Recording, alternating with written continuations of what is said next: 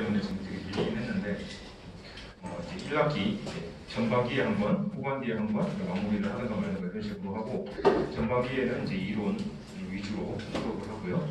후반기에는 이제 문제풀이를 위주로 수업을 하고 마지막 마무리가 요청했으면 하고 없으면 안 하고 이런 식으로 진행을 합니다. 근데 이제 수업 방식은 제가 여기다가 혼자서 막 떠들면서 막 이제 이론에 대한 얘기를 간략하게 하고 그 다음에 우리가 이제 나눠드린 이 프린트물을 보는데 프린트물 양이 좀 많죠? 네, 많은데 사실 거기서 한 반도 잘 안 하는 것 같아요. 네. 저는 공부하는 방식이나 가르치는 방식이 이제 막 그렇게 막 자세하고 깊고 막 진짜 막 세세하게 잘 안 합니다. 그런 방식이 선생님들한테 도움이 안 된다라고 생각을 하고 저도 그렇게 공부해왔고요. 그래서 저는 되게 핵심들 위주로 수업을 하고 핵심적인 개념을 이해를 하는 게 더 중요하다 그렇게 생각하는 편이라서 수업을 되게 간략하게 설명을 하고요. 이제 요거는 이제 나중에 한번 찾아보시거나 뭐 이럴 때 좀 딥하게 공부하고 싶은 분들을 위해서 준비를 했다고 보셔도 무방합니다. 무방하고 다들 이제 올해 국시를 보시죠? 보시고 이제 7월쯤 되면은 아직도 정신 못 차렸을려나? 아직도 사실 정신 못 차렸을 거예요. 네. 시간이 굉장히 많다고 생각을 하고 그렇죠? 굉장히 이제 큰 포부를 가지고 공부를 굉장히 깊게 하고 싶어 합니다. 내과는 막 해리슨 펴고 정신과도 막 텍스트, 동화 막 방대한 거 펴놓고 이제 굉장히 딥하게 공부를 하려고 하죠. 그러다가 한 9월, 10월쯤 되면 이제 대충 이제 느낌이 와요. 아 이거 큰일 났다, 이제 망했다 이런 느낌이 잘 옵니다. 이러다가 이독도 못하고 시험장에 들어간다는 이제 계산이 딱 서기 시작하면 그때부터 후달리거든요. 제가 진짜 많이 가르치고 이제 이러다 보니까 좀 더 경험이 많이 쌓였잖아요. 학생들도 많이 얘기해보고 하다 보니까 느끼는 건데 이렇게 굉장히 딥하게 한두 번 봐서 그걸 다 외우시는 천재 같은 분들도 있긴 하지만 보통 선생님들은 제가 아는 보통의 의대 사람들은 그렇게 하면 보통은 시험을 잘 못 봅니다. 못 보고 짧고 굵게 반복하는 게 훨씬 효율적이다라고 저는 생각을 해요. 그거는 제 친구들의 통계에서도 그렇게 드러났고 깊게 이독을 한 친구보다 서식픽을 얇게 4독을 한 친구가 시험을 훨씬 잘 봅니다. 근데 그게 그럴 수밖에 없는 게 나중에 시험장 가기 직전에 알시게 될 거예요. 선생님들도 그 중간고사, 기말고사 준비해서 알겠지만 한 2주 전쯤에 공부 기억나요? 안 나죠? 하나도 안 나죠? 근데 지금 선생님들 보시는 시험 과목이 한 대충 얼추 잡아도 내과 뭐 도도하게 잡아도 11과목, 12과목 되잖아요? 그럼 하루에 한 과목씩 본다고 해도 마지막에 본 과목은 2주 전이 됩니다. 그렇죠? 시험 직전에 가면은 기억이 하나도 안 나요. 그래서 진짜 나중에는 찍기 모으러 가게 되는데 그것보다는 짧고 이렇게 압축을 잘 해서 시험 한 일주일 전, 한 3일 전에 한 번에 싹 다 볼 수 있을 만한 준비가 돼 있는 게 시험의 관건이라고 저는 생각을 해요. 그렇게 준비를 시켜서 다들 대부분 다 성공했습니다. 배운 학생들은. 제가 여기다 그래서 적는 거는 제가 설명하는 게 핵심적인 개념들이고 요거는 이제 이게 되게 난잡하게 돼 있는 프린트물인데 실제로 저건 제가 만든 것도 아니에요. 제가 돌려가지고 여기 적혀 있는 거는 보시면 알겠지만 저는 가지고 있지만 선생님들한테는 없습니다. 없는 이유가 있죠. 없는 이유는 적어 보셔야 됩니다. 중요한 건 적으셔야 돼요. 적으시라고. 잔인하죠. 네. 살벌하게 되죠. 네. 뒷면에다 적으시든 따로 종이를 만들어 적으시든 적으세요. 적어야 돼요. 악필도 좋고 아이패드도 좋고 다 좋으니까 적어 보셔야 돼요. 굉장히 좀 꼰대 같은 말이긴 하지만 아재 같은 말인데 저는 아직도 그 방법을 고수합니다.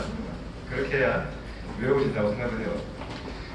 남이 주는 필기나 남이 적어준 타이핑해준 프린트물 가지고 외운다는 게 굉장히 비효율적이다라고 저는 생각해요. 그래서 모든 걸 다 적을 수는 없고 그렇습니다. 수업은 4일 동안 진행이 되고요. 오늘 양이 제일 많습니다. 빨리빨리 진행을 해야 돼요. 또 이렇게 혼자서 막 떠들다가 또 시간이 막 가고 있는데 굉장히 큰일 나죠. 다들 또 시간을 오시는 분도 있고 하니까 시간을 잘 맞춰야 된다고 압박을 느끼고 있습니다. 네, 시작을 하고 막 오늘만 수업 듣고 내일은 못 온다 이러신 분 혹시 있나요? 오늘만 듣고 내일은 못 온다. 하루만 들어왔다. 예? 없죠. 네, 다행이다. 그런 분들이 수업 시간 밀렸다고 막 항의를 하셔가지고 옛날에 시급한 적이 있는데 빨리 시작합시다. 다들 이제 초반에 굉장히 다들 분위기 응집돼 있어요. 있는데 편하게 보시면 됩니다. 쇼를 본다 생각하고 편하게 보시면 됩니다. 일단 첫 번째는 인간의 발달로 시작을 할게요. 이것으로 시작을 하는데 여기서 이제 문제가 한동안 잘 안 나왔어요. 안 나오는데 사실 기초 과목 중에 하나고 수학과랑 겹치는 부분도 많고 하죠. 수학과는 전체적으로 인간의 발달을 신체적인 걸 위주로 본다고 한다면 이제 우리는 정신적인 발달을 중점적으로 보죠. 그래서 이제 학자마다 생각이 달랐어요. 이 인간의 정신의 발달이 뭐를 근거로, 뭐를 계기로 발달을 한다. 이거에 대한 생각들이 조금씩 달랐습니다. 그래서 여기서 3명이 나와요. 피아제, 프로이드, 에릭슨 이렇게 3명이 에릭슨이라고 하고요. 3명이 이제 등장을 했고 이 각각의 3명이 뭘 근거로 인간의 정신의 발달을 구분했는지를 이해하셔야 됩니다. 피아제 같은 경우는 사람의 정보를 처리하는 능력, 사람이 외부에서 들어오는 정보를 어떻게 처리하냐, 이거를 이제 단계별로 나눠서 인간의 발달을 구분을 했고요. 프로이트는 욕망, 욕구를 바탕으로 했습니다. 욕망, 얘는 정보라고 하시면 되고요. 그래서 처리, 얘는 욕구. 이런 욕구, 무슨 욕구냐면 인간이 갖고 있는 기본적 욕구가 있잖아요. 그걸 계속 분출하고 살아야 되는데, 그걸 욕구를 처리하고 살아야 되는데, 이거를 어떤 기관을 통해서 어떤 방식으로 처리를 하냐, 이거에 따라서 프로이트는 구분을 했습니다.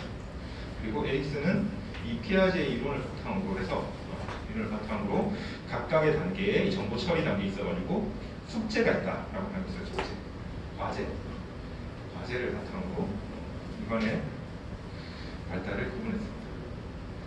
그래서 이제 나이가 중요하죠.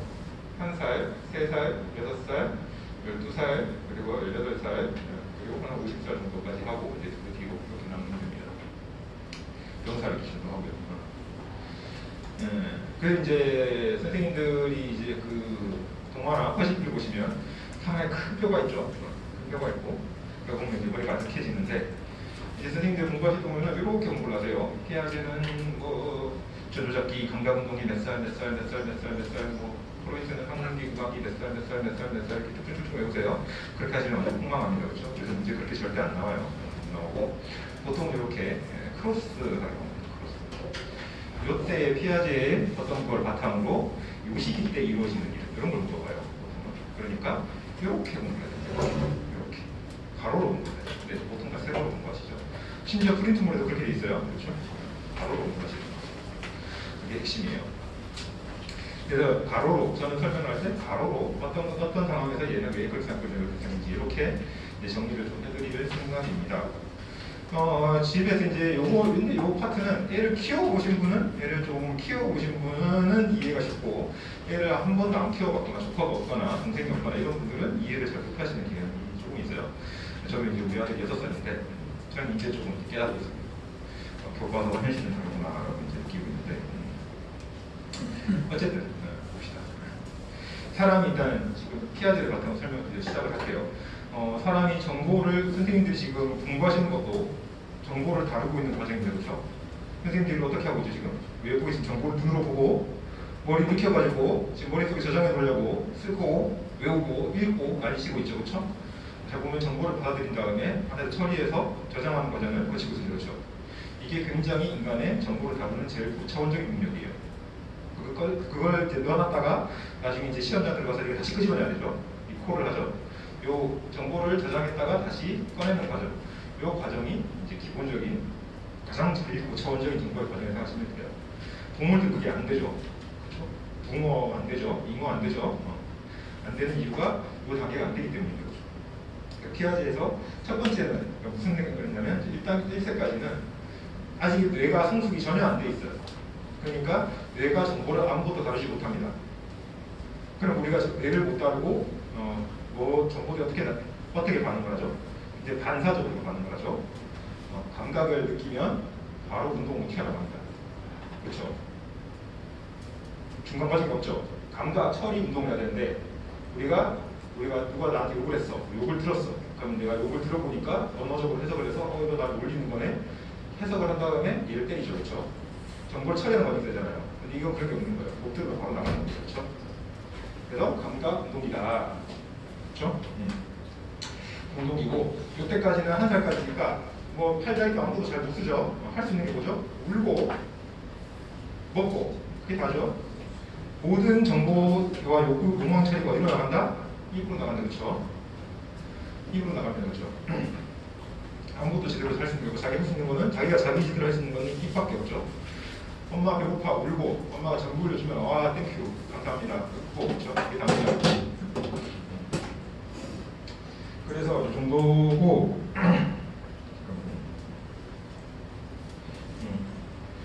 그래서 이때 엄마가 애가 우는데 엄마 찾아야 돼. 근데 엄마가 없어. 얘는 엄마를 찾는 게 숙제예요. 그 엄마를 잘 찾았어. 그 엄마가 믿음직스럽겠죠. 그렇죠? 그 엄마가 없어. 그리고 엄마가 자기가 이제 아무리 실력 욕구로 불러도 엄마는 자기한테 오지 않죠. 그럼 굉장히 불신이 생깁니다. 비신뢰가 생기죠. 그리고 이제 선생님 또 펜이 안 나와요.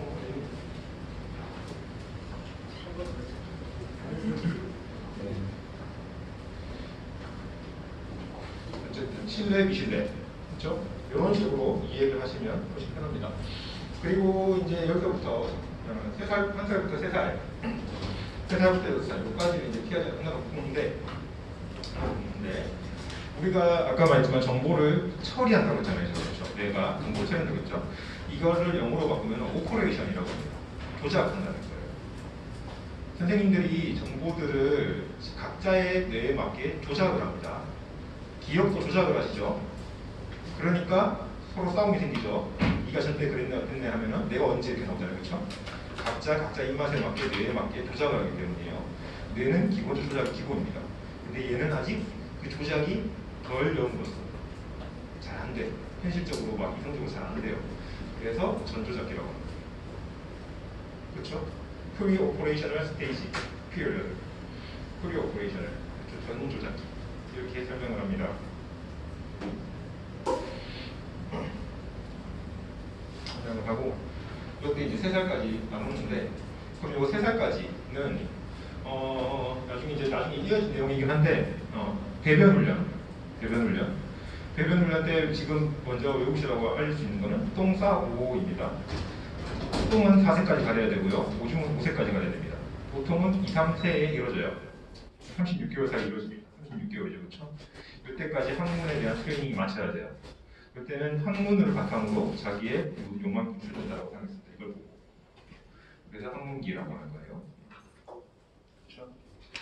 학문기를 거치는 동안 자기가 원하는 때와 시간에 맞춰서 화장실까지 잘 참고 가서 자기가 똥을 컨트롤해서 자연스럽게 자유롭게 배변을 했다. 그러면은 자기는 굉장히 수치스러운 내용을 자유롭게 다룰 수 있게 되죠. 근데 이게 안 돼. 그럼 어떻게 되죠? 부끄럽죠? 그렇죠? 굉장히 수치심이 생깁니다. 그렇죠? 수치심이 생긴다. 그럼 6살까지는 뭐냐? 3살부터 6살까지 이때가 이제 굉장히 많은 문제가 생기는 시기인데 이제 이때는 말도 하고 학문도 조절 잘할 수 있는데 아직 뇌는 덜 연문 전조작기죠. 그렇죠? 이때는 자기의 학문 처리는 끝났고 자기의 이제 그러면 앞에 있는 자기 성기에 집중을 하게 됩니다. 인식을 하기 시작하죠. 나는 호주가 있고 엄마는 없고 자기 친구인 여자친구는 없고 나는 남자고 넌 여자고 이런 것들을 인식합니다. 집안에서 아빠는 있고 엄마는 없고 나는 엄마를 사랑하는데 이게 달려있는 아빠랑 나는 그런 경쟁 관계에 이렇게 느끼게 되죠. 그래서 엄마를 보고 아빠와 아들이 한바탕 전쟁을 벌입니다. 그걸 뭐라고 하죠? 오이디푸스 컴플렉스라고 합니다.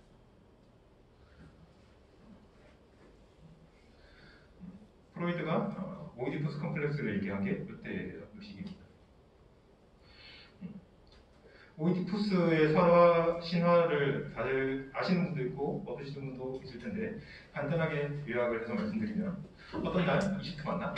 이집트 하여튼 근방이야. 하여튼 그쪽이야. 하여튼 뭔가 사막 느낌이 나야 돼. 그쪽에서 어떤 왕이 아들을 낳았는데 점을 보러 갔더니 점쟁이가 이 아들을 커가지고 너를 죽이고 너 죽이를 캐르나라 이렇게 점을 봐줍니다. 그러니까 아빠가 쫄아가지고 얘를 바닥에 버리죠. 흘러가가지고 얘가 어디 딴 데 가서 컸는데 그래가지고 나중에 전쟁을 일으켜가지고 왕을 쳐들어가가지고 왕을 죽이고 직원만 차지합니다.